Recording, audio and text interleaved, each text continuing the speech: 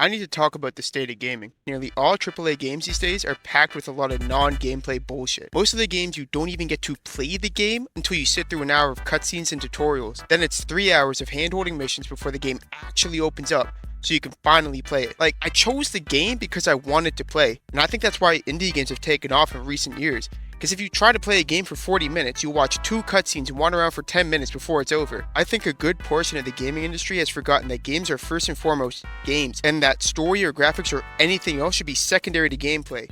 Here's a disclaimer before we begin. This video is going to have a shit ton of my own personal opinions. If you don't agree with that, that's fine, but I don't need millennials crying, "Oh my god, he didn't grow up in 1997, his opinion isn't valid." First off, go fuck yourself, and second off, make me my fucking coffee.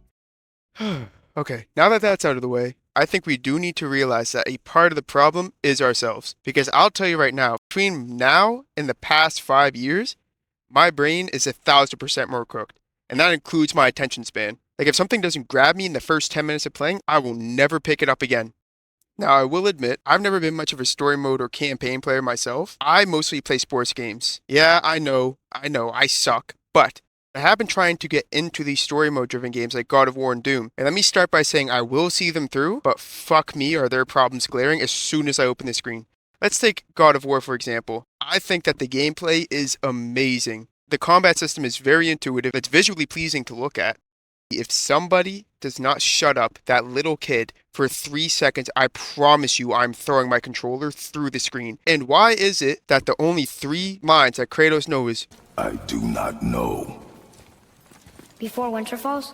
I do not know. Okay. like, you couldn't have put a little bit more effort? It's just, the game really grabs you and then just lets you go. Now, I also have a bone to pick with Doom. When I started the game, it felt great. The gunplay felt very familiar. Well, to me, it felt like Halo. And I know, it's a personal opinion. Might be shitty, I don't care. It felt like Halo to me. The first 2 levels were very linear, which I appreciated, being new to the game. Now, when you get to the Foundry, oh my fucking god. First off, they're sending you through a maze with a bunch of dead ends and one-ways, right? And then on top of that, when you're going to look at the map, you might as well just go over to the corner and fuck yourself. Because it is completely nonsensical. I mean, how does it help showing me that I'm a little bit above to the whole way I'm trying to get to, and just not showing any connections or anything like that? And I get it, maybe they're trying to get me to go around the map more. If I have to go watch a playthrough just to get through a simple level, it really just yanks you out of the whole experience. And that can also be said for Tales of Arise.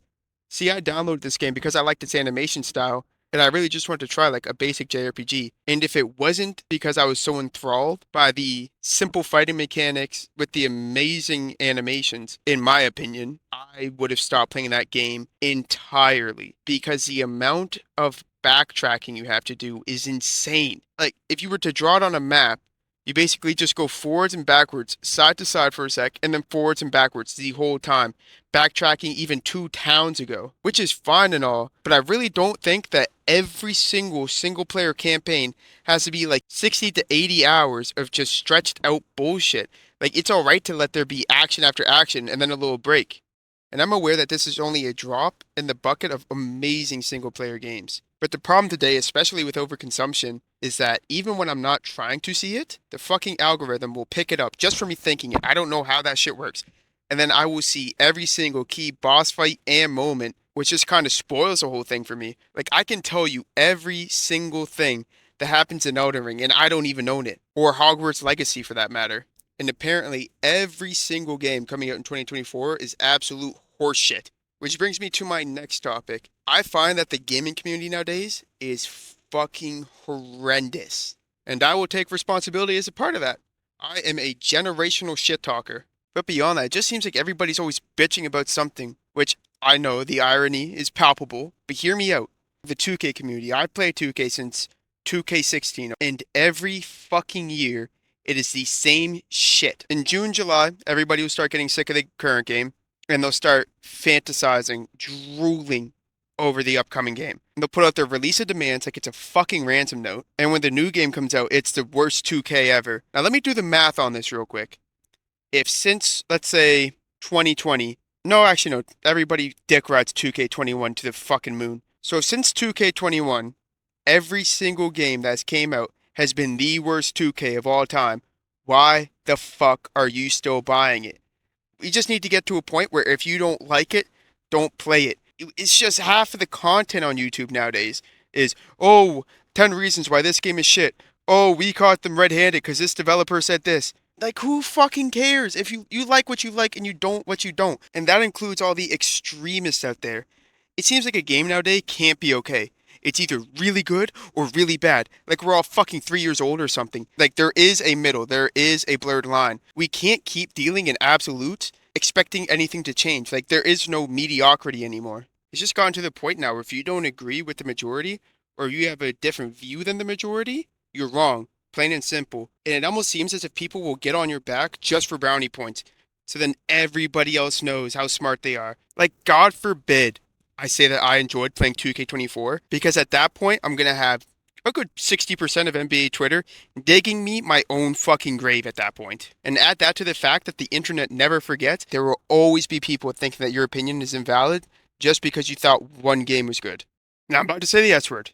Skill-based matchmaking. For the love of God, we need to chill out on that shit. But I do understand it. Like, Ricky Bob doesn't want to get home, go into a COD lobby and have me absolutely fucking shit on him. I do get that. But it's getting to the point where if I put up two gameplays of Fortnite, COD, or Rainbow, one side ranked, one side not, you genuinely wouldn't be able to tell the difference other than maps. It's gotten to the point where I can't play those games casually anymore. Just because I have a 2.4 KD on Call of Duty does not mean that every single game I'm trying to play somebody who's as good or better than me. And usually I don't mind because I'm a competitive person myself. So I do enjoy getting better. I enjoy playing in tough games. But when I'm trying to camo grind pistols, I really don't fucking need somebody slide canceling, drop shotting, and hop shotting me, okay? I don't need that.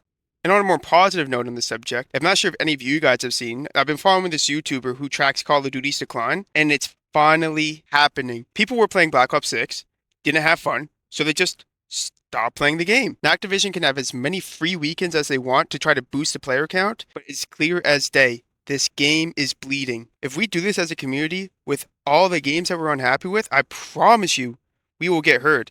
Like in the 2K community, Badge Plug has been preaching this for years, and now we're finally seeing it happen in another game. I know everybody brings up, oh, BO2 is the best, but genuinely, that was the last Call of Duty that I personally played before they added skill-based matchmaking. And I just love that. You go into a lobby and I would absolutely shit on players who had two left thumbs, but then I also get shit on by somebody who's doing 360 no scopes with a sniper. Every single game had its own balance, had its own pacing. Each game was unique, and now it's just slop. I could play 10 games in a row, and honestly, other than maps, I would not be able to discern anything of uniqueness or importance to you because the game's just feeding me lobbies where I get top frag on my team every single time. And the ones that I do remember is when somebody else finally does better than me.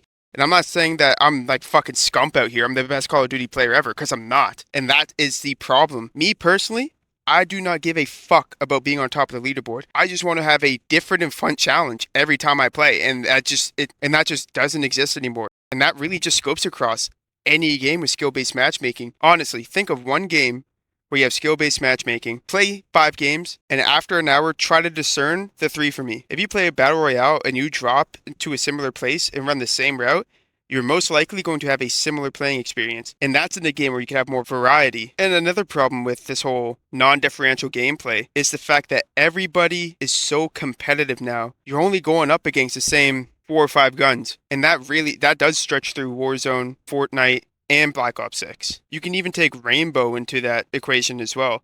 When I'm talking about Rainbow, I'm not talking about the weapons. I'm just talking about the strats altogether. Because nowadays, all anybody cares about is your KD and your win percentage. So you're going to go online and you are going to YouTube the meta strat for whatever bomb site it is.